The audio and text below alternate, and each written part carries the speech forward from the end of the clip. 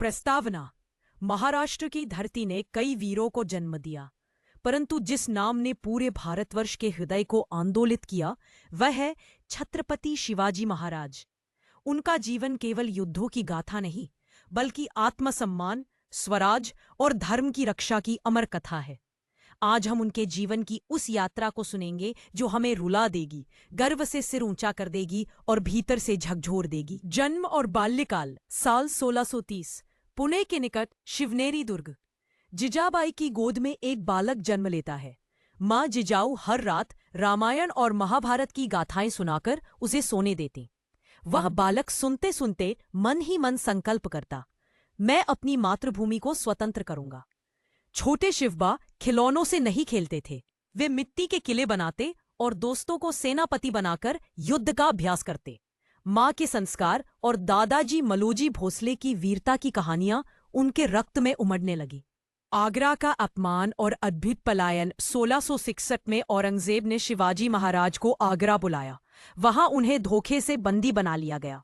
सोचिए कैसी पीड़ा रही होगी उस वीर को जो स्वतंत्रता के लिए जन्मा था। वह अपमानित होकर कैद कर दिया गया, परंतु शिवाजी हार मानने वाले नहीं थे। उन्होंने रोगियों और भिक्षुओं के नाम पर टोकरी में खुद को छुपाकर आगरा की कैद से पलायन किया।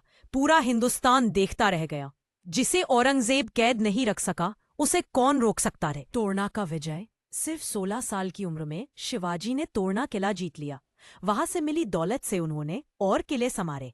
धीरे धीरे आसपास के गांवों के लोग उनकी सेना में जुड़ते चले गए, क्योंकि जनता जानती थी ये राजा उनकी इज्जत की रक्षा करेगा। अफजल खान का वध। आदिल शाही ने शिवाजी को रोकने के लिए अफजल खान को भेजा। वह धोखेबाज था, मिलने के बहाने गले लगाकर खंजर मारना चाहता था, परंतु शिवाजी महाराज ने अपने वागनक, लोहे के बाग के पंजे जैसे अस्त्र से अफजल खान का अंत कर दिया। वह दिन था जब सारे महाराष्ट्र में यह खबर गूंजी, एक बालक सिंह ने सुल्तानों की नींव हिला दी है। सूरत की लूट। औरंगजेब की ताकत को चुनौती देने के लिए शिवाजी ने मुगलों की धन संपदा के केंद्र सूरत पर धावा बोला। परंतु याद रखिए, शिवाजी महाराज ने मंदिरों, मस्जिदों, साधुओं और स्त्रियों को हाथ नहीं लगाया। उन्होंने सिर्फ अन्यायी धन लूटा। यही अंतर उन्हें डाकू नहीं बल्कि स्वराज्य निर्माता बनाता है। छत्रपति का राज्याभिषेक। 1674 में रायगढ़ किले पर भव्य राज्याभिषेक हुआ। गुरु गागा भट्ट ने उन्हें छत्रपति की उपाधि दी।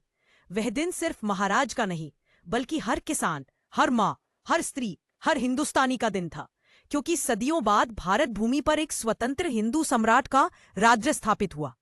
अंतिम दिन महाराज ने अपने जीवन में लगभग 350 किले अपने शासन में लिए। उनकी नौसेना इतनी मजबूत थी कि अंग्रेज, पुर्तगाली और डच सभी भयभीत रहते थे। परंतु 1680 में केवल 50 वर्ष की आयु में यह सूर्य अस्त हो गया।